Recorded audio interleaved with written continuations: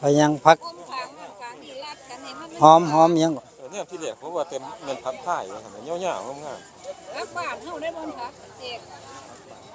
มีโฮมมัน พัก ได้ดี พักใส่ลาบเนาะ แม่ใส่หยังใส่ตัวแนวกินแทนทักซี่หอมที่หอมปลูกบ่ได้ กับ ๆหมกปลาหมกไก่ กับข้าวถุงตรงนี้หมกปลาก็มีหมกไก่ก็มีหน่อไม้ก็มีมีทุกอย่าง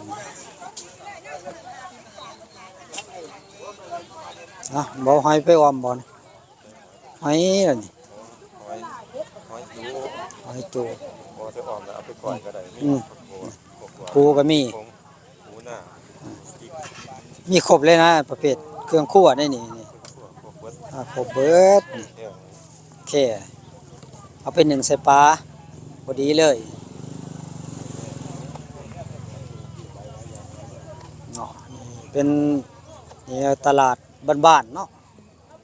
ตลาดชุมชนเนาะบ้านเมือดแอ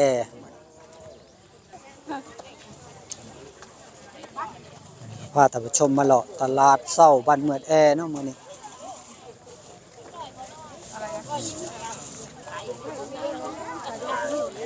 มาเจอ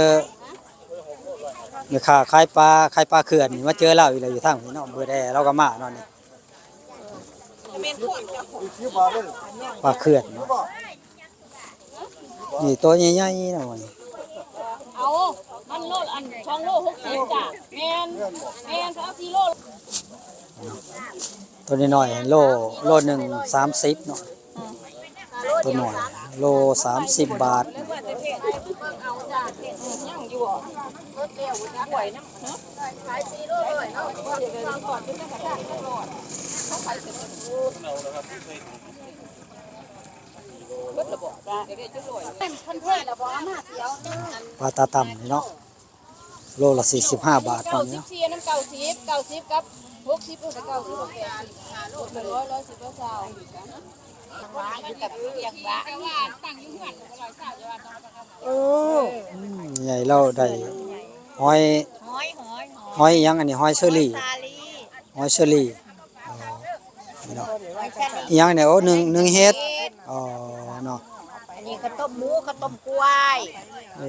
ข้าวต้มมีหลายอย่างเนาะต้มหมูก็มีข้าวต้มกล้วยก็มีเนาะ กล้วยกับนี่ โอ้ทางนี้กบโอ้เขียดโม่บ่นี่โอ้เขียดโม่น้อยเนาะนี่เนาะกำลังดูก่อนพอดีเนาะนี่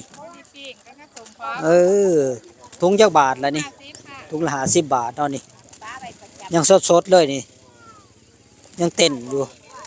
เนาะถุงละ50 บาทอ้าวบ่เอาเขียดไปนี่บ่ไปปิ้งกับตำบักถั่วนี่เนาะ